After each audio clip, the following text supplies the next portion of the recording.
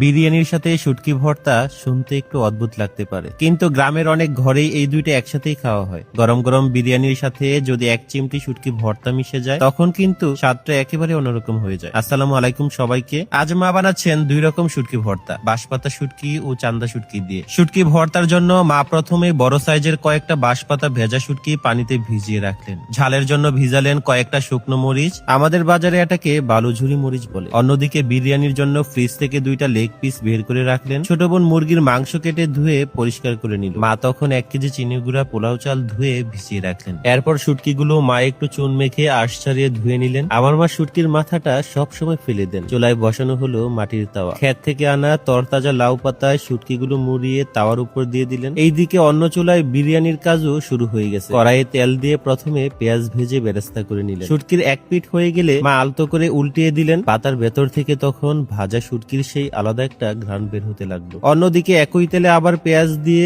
আদা রসুন জিরা আর গরম মশলা দিয়ে নেড়ে চেড়ে নিলেন। এরপর মাংসগুলো দিয়ে সাথে টক দই মিশিয়ে ভালো করে কষাতে লাগলেন। শুটকি ভাজার সময় মা একটু তেলও দিয়ে দিলেন। শুটকিটাকে ভালো করে উল্টিয়ে পাল্টিয়ে ভেজে নামানো হলো। এরপরে শুরু হলো শুটকি ভর্তা বানানোর আসল কাজ। পাটায় প্রথমে গেল ভেজানো শুকনো মরিচ। মা ধীরে ধীরে চাপ দিয়ে মরিচগুলো বাড়তে লাগলেন। একদম টাটকা মরিচ। বাটা হলে লাউ পাতা খুলে শুটকিগুলো পাটায় রাখলেন। শুটকি বাটার আগে কাটা বেছে নিলে খেতে খুব ভালো লাগে। মা শুটকিটাকে খুব জোরে না বেটে আলতো আলতো করে বাটলেন। এদিকে বিরিয়ানির মাংস কষানো হয়ে গেছে। মা ভেজানো চালগুলো দিয়ে নেড়ে মিশিয়ে নিলেন। তারপর চালের দ্বিগুণের চেয়ে একটু কম পানি দিয়ে ঢাকনা চাপা দিলেন। এইদিকে মরিচের সাথে শুটকি মিশে গেলে মা বেশ খানিকটা কাঁচা পেঁয়াজ কুচিয়ে দিলেন। শুটকি ভর্তায় আদা বাটা পেঁয়াজের স্বাদটাই আলাদা। সবশেষে একটু লবণ মিশালে বাঁশপাতা শুটকির ভর্তা রেডি। আজ কিন্তু মা চান্দা শুটকি ভর্তাও করছেন। তাওয়ায় কয়েকটা চান্দা শুটকি ভেজে চালুনিতে নিয়ে কাপড়ে ঘষে ঘষে কাটা ছাড়ালেন। এরপর পাটায় প্রথমে মরিচ বেটে তার সাথে শুটকি বাটলেন। এটাও পুরোপুরি না বেটে আধা ফাটা করে নিলেন। সবশেষে কাঁচা পেঁয়াজ আর লবণ মিশালেই চান্দা শুটকি ভর্তাও